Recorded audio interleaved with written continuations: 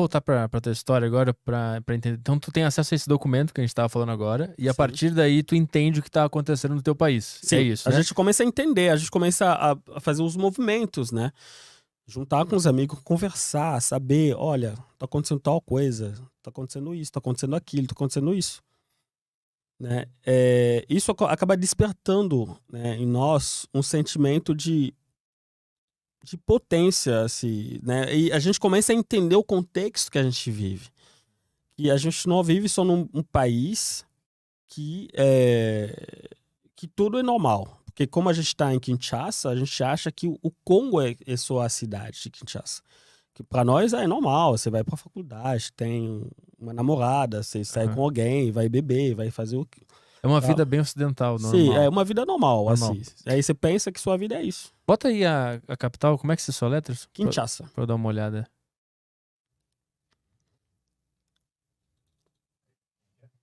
K-I-N-S.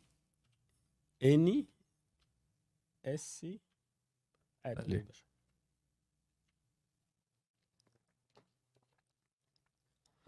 Ali, ó. Ali. Tem uma avenida grande ali, ó. Parece a Paulista ali, ó. Aí, ó. Isso.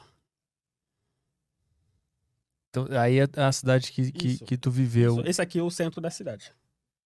Tá. E aí, então aí é meio que uma bolha, assim, ninguém fazia ideia de que nos lugares mais distantes estava acontecendo tudo isso. Sim, a gente tem uma noção, às vezes na mídia passa a informação que, olha, aconteceu tantos mortos, houve, né, um ataque, mas aqui você não tem esse tipo de confronto na cidade, você não, na capital, a verdade, você não tem esse tipo de confronto, você tem outro tipo de confronto. O que tem lá? Aqui, o contexto na cidade, ou na capital, ou nas outras grandes capitais do país, é o impedimento das liberdades básicas, né? Então, a liberdade de expressão, de reunião. De reunião até tem, mas de expressão, principalmente. Dá um exemplo de como a liberdade de expressão ela é. Crítica ao governo, falar, por exemplo, do relatório, falar, por exemplo, que o Kabila, você não pode fazer um terceiro mandato. Você está no poder há 2 mandatos que pede a Constituição, você quer burlar a Constituição, a Carta Magna da nação. Simplesmente falar que ele não pode ter um terceiro mandato já era... E ao contrário do que o governo pensa. As pessoas Esse é o motivo. Isso. Eram perseguidas? Perseguidos, assassinados, mortos. Teve contato violentados, com alguém sim. próximo que criticou o governo e Sim, sumiu? eu mesmo. Você tá vendo? Vou te mostrar aqui. Tá pegando aí?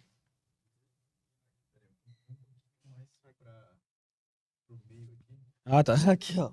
Então, tem marcas de violência, de tortura. Porque assim, todo movimento, você vai na rua manifestar,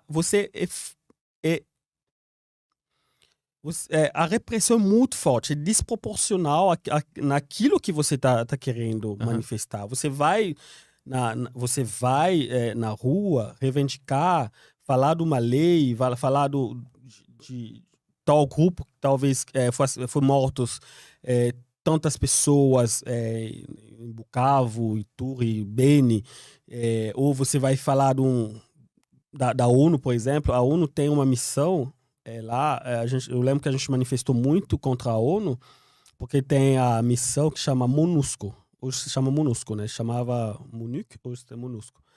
Então, eles estão no país há cerca de 20 anos, com o maior número do exército da ONU que está no Congo. E isso foi liderado também, até então, com 2 generais brasileiros, cara. O Brasil tá no Congo hoje. O Brasil tava no Congo e tá no Congo hoje.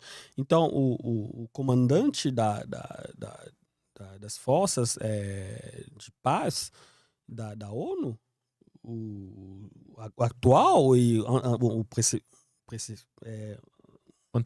anterior, são brasileiros, são general de exército brasileiros. E como é que era o trabalho da ONU lá? Então, a primeira missão deles era uma missão de observação, né, do conflito. Cara, os militares vão observar o conflito, os caras se matando estão ali, ó, apitando o conflito, anotando, entendeu? Realmente tá morreu acontecendo. 15 e tal. Então, depois de um grande movimento dos da sociedade civil, né, das ONGs, né, dos movimentos sociais, e também dos outros atores do cenário político, isso mudou, né, essa visão mudou. Eles mudaram a missão. Então, passou da MONUC, né, que é a missão de observação, para a missão de estabilização, né, tentar estabilizar a questão do conflito. Aí eu lembro o general Santos Cruz, né, que então era o secretário do presidente Bolsonaro aqui, né, do governo. Aqueles um dos primeiros que saiu do governo. Uhum. Ele é gaúcho, né? Ele é gaúcho? Como é que é o nome dele? Santos Cruz. Santos Cruz. Santos Cruz. Não tô ligado. Então, ele, quando ele chegou, eu lembro quando ele chegou, ele trocou o quartel-geral, porque o quartel é na cidade de Kinshasa, onde não tem conflito armado. Uhum. Então, ele pediu para a mudança do quartel. Então, o quartel saiu de Kinshasa para o Goma, na região que tem mais conflito. Ah, tá. Eu cheguei a conhecer ele aqui em São Paulo, na USP, né? Então, nós conversamos meio em off, assim. Tentei perguntar algumas perguntas chatas.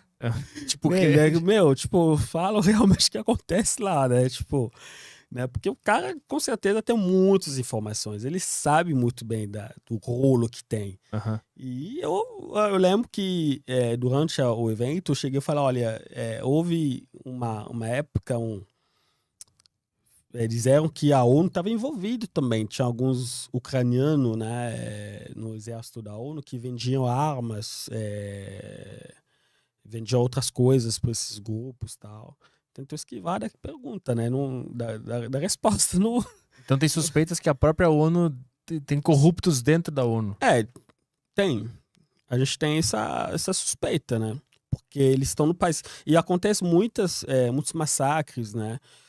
E esse conflito já dura 20 e poucos anos, 23, 24 anos, e já fez um número muito grande dos mortos. A gente não tem a certeza dos números, mas nós calculamos pela frequência diária dos ativistas que estão na região, que eles mandam, né, desde 1998 até então, porque já o Mapping Report, já na época, até 2008, falava de 5 milhões de pessoas mortas. 5 milhões, já em 2008. Então, hoje, nós temos cerca de 12 a 10 milhões de vítimas.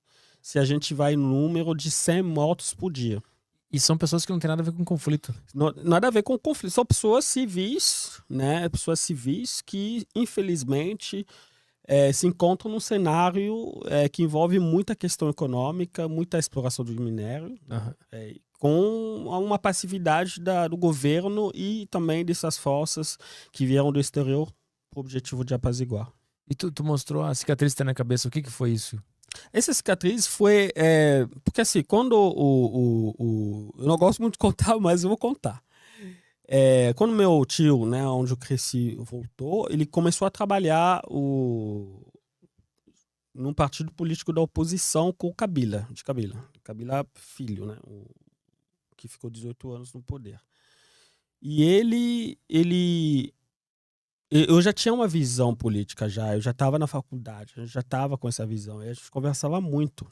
E ele foi assassinado, ele foi morto, né, em casa.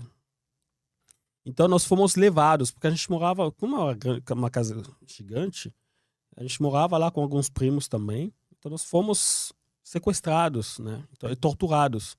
E ele foi assassinado também. Quem fez isso? O governo ou esses grupos? Porque assim, é muito complicado. Na época de Mobutu, de Kabila, a maioria dos ditadores, eles usam muito o serviço secreto. Uhum. O que, por exemplo, estou falando aqui agora, contar isso aí, se for num regime ditatorial, o cara pode chegar aqui e simplesmente me sequestrar, ser torturado. Se a gente estivesse ao vivo no Congo agora, isso ia acontecer? Acontecer com certeza, porque eles estão ouvindo, eles estão em qualquer lugar, você não imagina. Estão na faculdade, eles estão nas igrejas, eles estão nos ônibus, no metrô. Aqui eu percebo no mundo, o Brasil não é o mundo ocidental, mas seja no mundo ocidental, na Europa, os países, ou aqui talvez no Brasil, você não vê muita conversa nos lugares públicos. As pessoas não conversam entre si. Mas isso não acontece lá, por exemplo. Na nossa sociedade, você entra no ônibus, o cara solta um assunto, todo mundo comenta, não conversa. Né? A pessoa não fica no celular, não fica nessas coisas. Aham. Né? Então, o serviço secreto, ele age muito. Eu lembro quando eu estava na faculdade, o meu professor de geopolítica dizia uma coisa, que o serviço secreto, na forma do serviço secreto usado nos países de ditadura, é como o sangue no corpo do ser humano. Então, qualquer lugar que você pega um estilete, se passa, vai sair sangue. Hum. Então, essa infiltração do serviço secreto, você não sabe quem trabalha com quem.